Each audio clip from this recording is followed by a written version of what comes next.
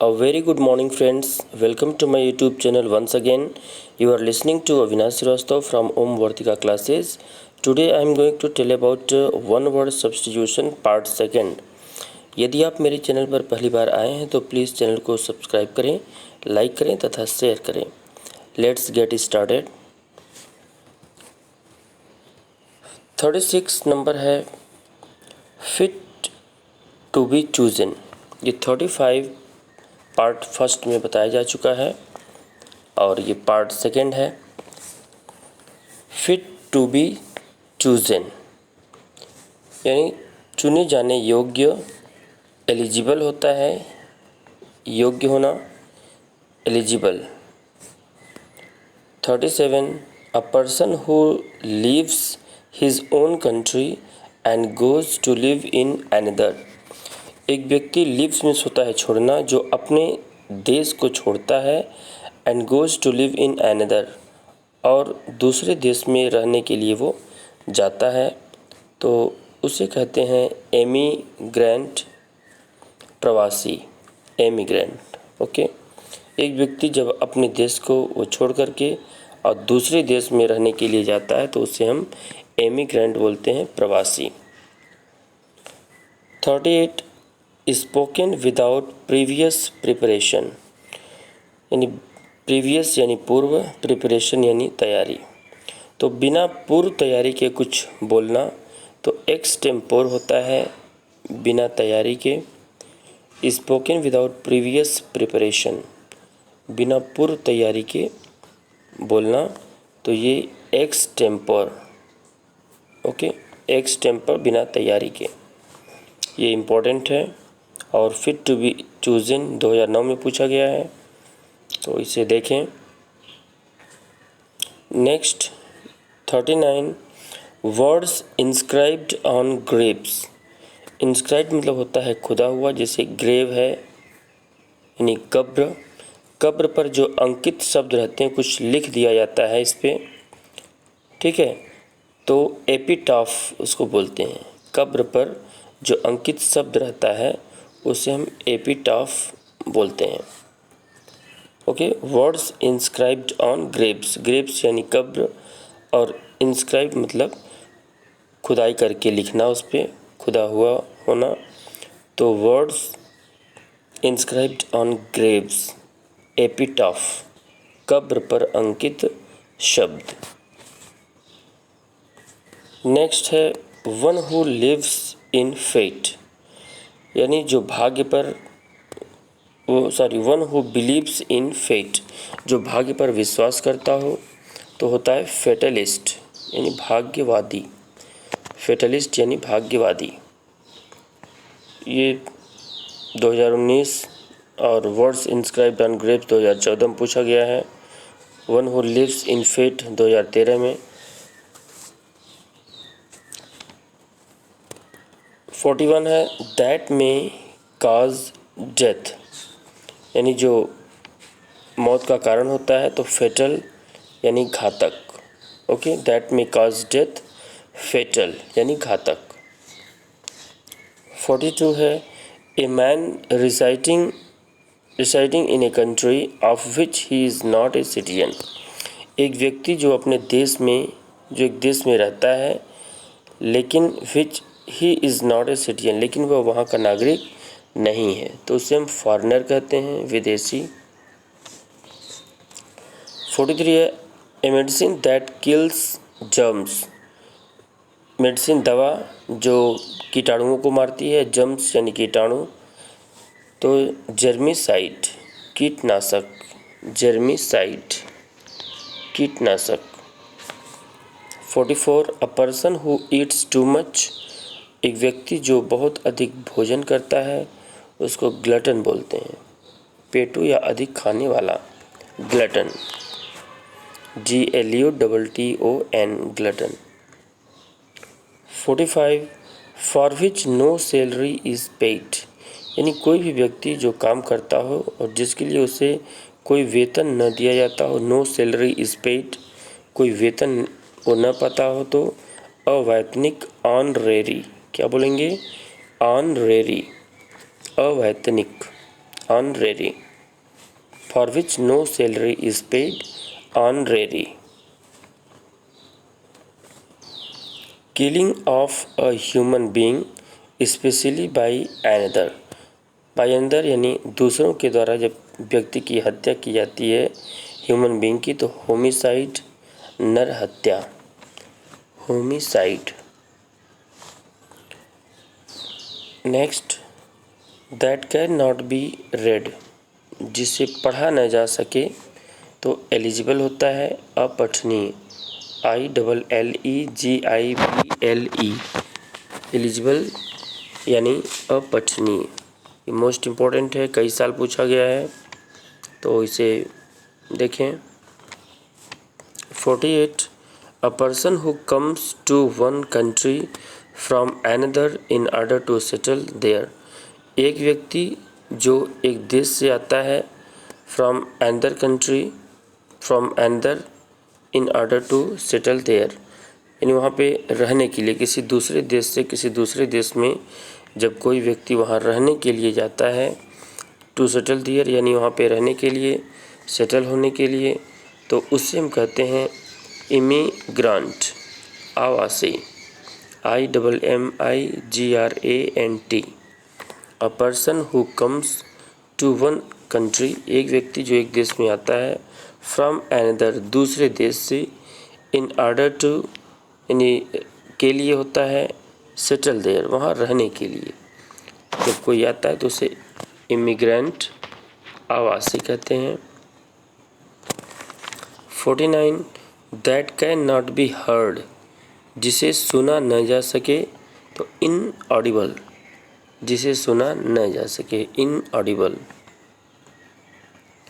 50 है, that is difficult to believe, जिसे विश्वास करना कठिन हो। ओके, तो यानी जिसका विश्वास न किया जा सके, incredible. That is difficult to believe, क्या बोलेंगे, इनक्रेडिबल, जिसका विश्वास न किया जा सके। 51, that can not be conquered, conquered मतलब होता है जीतना, यानी जिसे जीता ना जा सके उसे कहते हैं इनविंसिबल, इनविंसिबल, अजेय, invincible. 52, who can neither read nor right, यानी जो न तो पढ़ सकता है न तो लिख सकता है, इलिटरेट, अनपढ़ या निरक्षर होता है, तो ILLITERATE, illiterate. 53, that can not B imitated, imitate means होता है नकल करना, यानी that can not B imitated, जिसको नकल न किया जा सके, इन इमिटेबल, इन इमिटेबल, जिसे नकल न किया जा सके, inimitable. 54, that can not be corrected, correct means सही करना, यानी जिसे सही न किया जा सके, जिसे ठीक न किया जा सके, इनकोरेजिबल, इम्पोर्टेंट है, इनकोरेजिबल, जिसे ठीक न किया जा सके, इनकोरेजिबल, INCORRIGIBLE।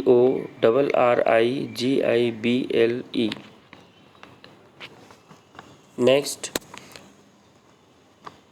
The killing of a new born child, नवजात बच्चे की हत्या, इन्फेंटिसाइड, बाल हत्या। The killing of a new born child, नवजात बच्चे की हत्या, तो इन्फेंटिसाइड, बाल हत्या। 56, that can not B repaired, जिसकी रिपेयर मीन्स मरम्मत करना, जिसकी मरम्मत न की जा सके, जिसको सुधारा न जा सके, इर्रेपरेबल, इर्रेपरेबल, IRREPARABLE, न सुधारने योग्य, इर्रेपरेबल। रिपेयर से इर्रेपरेबल लर्न कर लीजिए। Next, that can not be removed, यानी जिसे मिटाया ना जा सके, that can not be removed, indelible, indelible यानी अमिट, indelible. 58 a person unable to pay debts, डेब्ट यानी कर्ज होता है। पर्सन जो कर्ज चुकाने में वो अनेबल हो, अयोग्य हो, तो उसको हम इंसॉल्वेंट बोलते हैं, दिवालिया, insolvent. Okay, next 59 that can not be reached, पहुंच से बाहर, जो जिस पर पहुंचा ना जा सके, तो इनएसेसिबल, इनएसेसिबल पहुंच से बाहर, INACCESSIBLE, इनएसेसिबल यानी पहुंच से बाहर।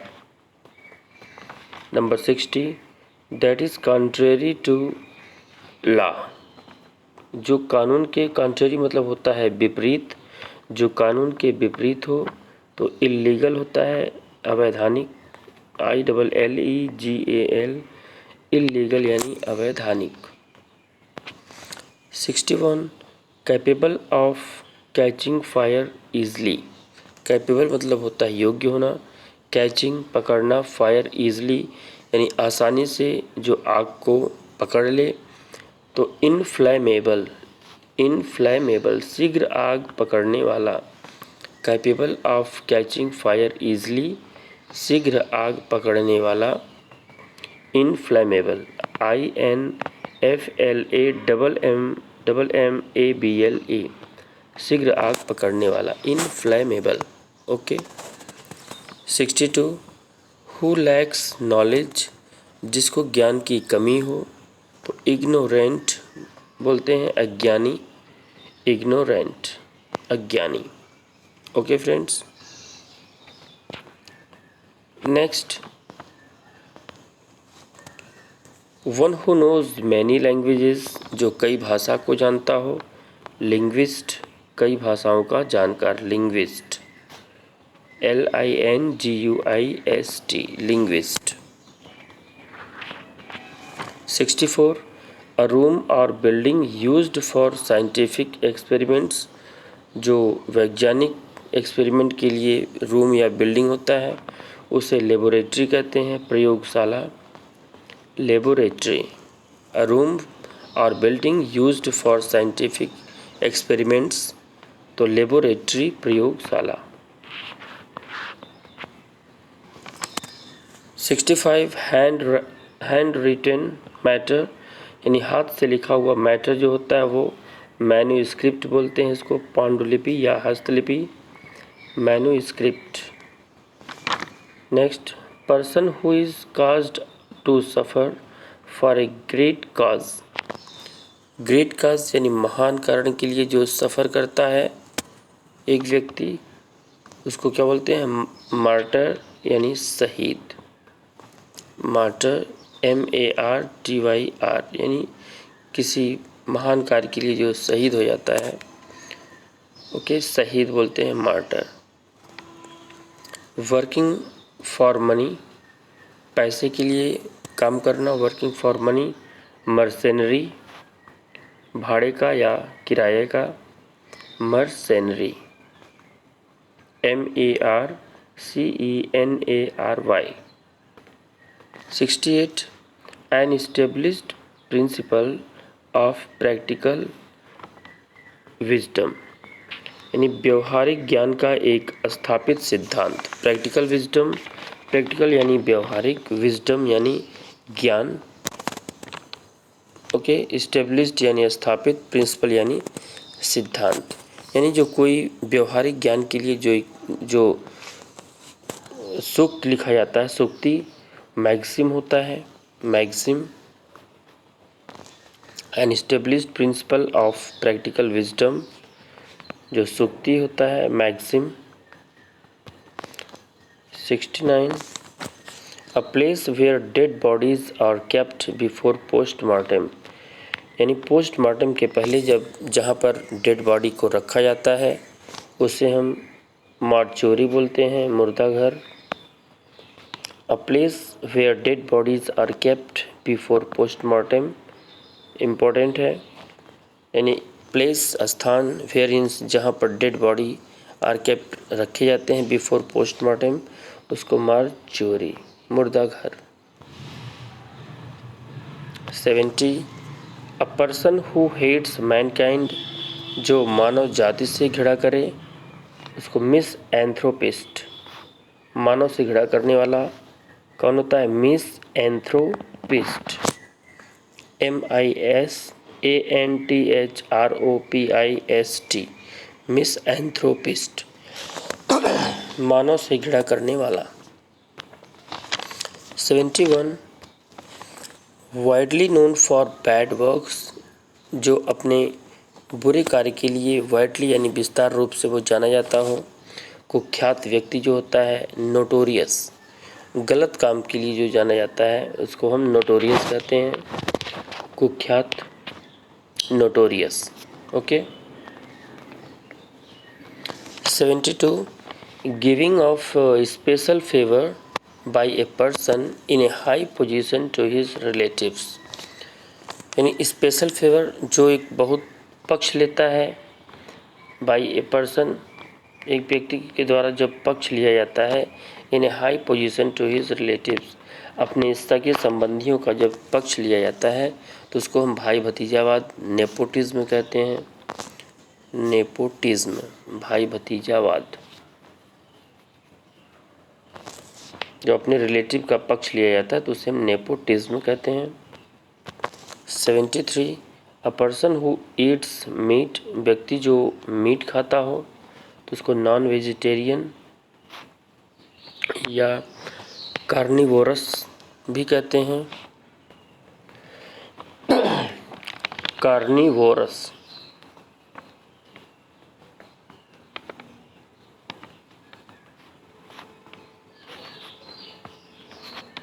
कार्निवोरस मीन्स भी होता है मांसाहारी, मांसाहारी। ओके। या non vegetarian, carnivorous, non vegetarian, मांसाहारी। Next 74 which is no longer in use, यानी जो अधिक समय से यूज़ न होता हो। ऑब्सोलेट, अप्रचलित, जो काफ़ी समय से यूज़ न किया जाता हो तो उसे ऑब्सोलेट कहते हैं, अप्रचलित।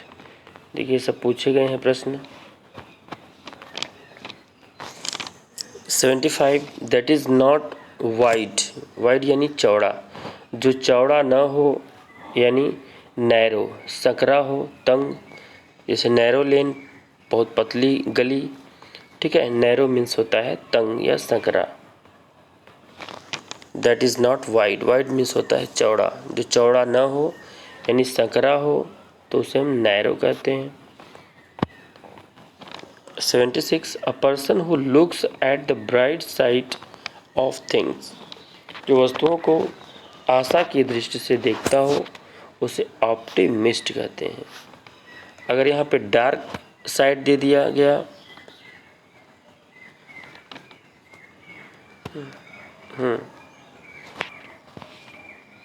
यहाँ पे मान लीजिए डार्क साइड दे दिया गया तो वो निराशावादी होता है। A person who looks at the bright side of things, तो ऑप्टिमिस्ट, आशावादी। नेक्स्ट है 77 a child whose parents are dead, एक बच्चा जिसके माँ बाप मर गए हों तो होता है ऑर्फैन, अनाथ। और